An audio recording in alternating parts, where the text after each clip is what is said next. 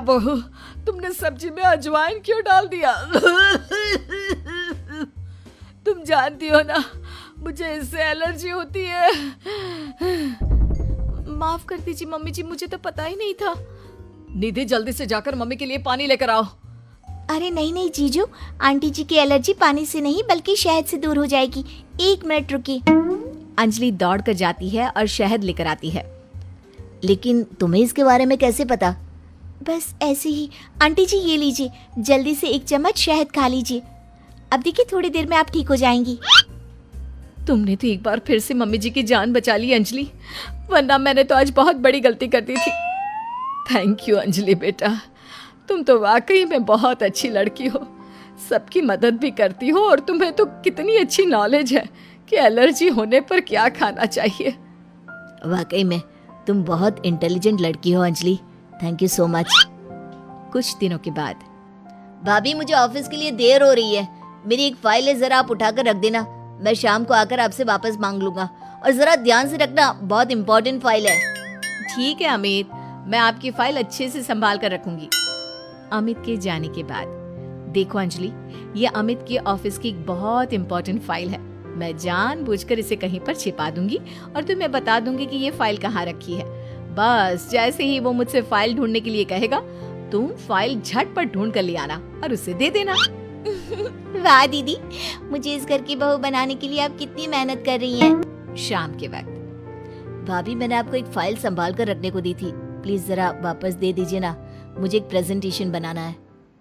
निधि उस फाइल को ढूंढने का नाटक करती है। क्या करूं देवर जी, आपकी फाइल मिल नहीं रही मुझे। अरे भाभी ये आप क्या कह रही हैं? अगर वो फाइल नहीं मिली तो मेरा प्रमोशन नहीं होगा। बहुत इंपॉर्टेंट फाइल है। अमित, ये रही तुम्हारी फाइल। दीदी ने ऐसे ही बैठक में छोड़ दी थी और वो काम करने वाली आती है ना, वो इसे उठाकर डस्टबिन में डालने वाली थी। लेकिन सुबह मैंने तुम्हारी बात सुन ली थी तो संभाल कर रख दिया। अंजलि, मैं कैसे तुम्हारा शुक्रिया अदा करूं? तुम जानती नहीं तुमने मेरे लिए आज क्या किया है। अगर ये फाइल खो जाती ना तो मेरा बहुत बड़ा नुकसान हो जाता। देवर जी, मैं तो आपसे पहले से कह रही थी, मेरी बहन अंजलि बहुत अच्छी है। वाकई में बहुत समझदार और इंटेलिजेंट लड़की हो तुम। हमारे फैमिली के लिए कितना कुछ कर रही हो। पहले मम्मी को बचा लिया और आज मेरी फाइल। अगले दिन, मुझे लगता है कि अमित भी अंजलि को धीरे धीरे पसंद करने लगा है। तुमने फिर से वही कहानी कहना शुरू कर दिया। मैंने कहा ना, अंजलि की शादी अमित से हम नहीं करवाना चाहते। देखो बेटा, तुम्हारी बहन बहुत अच्छी है, लेकिन फिर भी मैं अमित के लिए किसी दूसरे घर की लड़की लाना चाहती हूँ। एक ही घर की 2 लड़कियां मुझे अपनी बहू बनाकर नहीं लानी। मम्मी जी, मेरी बहन ने आपके लिए इतना कुछ किया और फिर भी आप उसके साथ ऐसा कर रही हैं। तुम गलत समझ रही हो निधि। ये बात तो हम लोगों ने तुम्हें पहले ही कह दी थी। तुम्हारी कोशिशें बेकार है। ऐसा कुछ नहीं होने वाला निधि। देखा दीदी, तुम्हारे सब कुछ करने के बाद भी तुम्हारे ससुराल वाले मुझे इस घर की बहू बनाने के लिए तैयार नहीं है।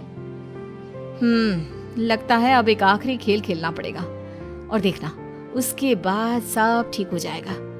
मजबूरी में मेरी सास को अमित के साथ तुम्हारी शादी करवानी पड़ेगी। लेकिन दीदी, अब आप क्या करने वाली हैं? कल रात को जब अमित ऑफिस से देर से लौटेगा तो उसके खाने में बेहोशी की दवा डाल दूंगी।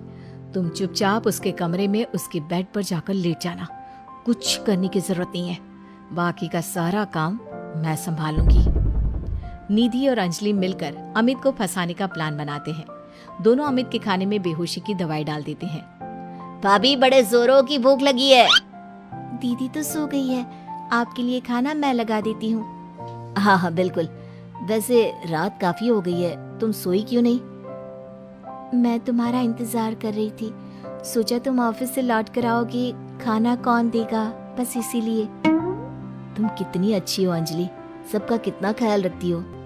थोड़ी देर के बाद खाना खाकर अमित गहरी नींद में सो जाता है और अपने प्लान के हिसाब से अंजलि उसके पास जाकर लेट जाती है। अगली सुबह, मम्मी जी ये देखिए, अमित मेरी बहन अंजलि से कितना प्यार करता है और कल रात को तो उन दोनों के बीच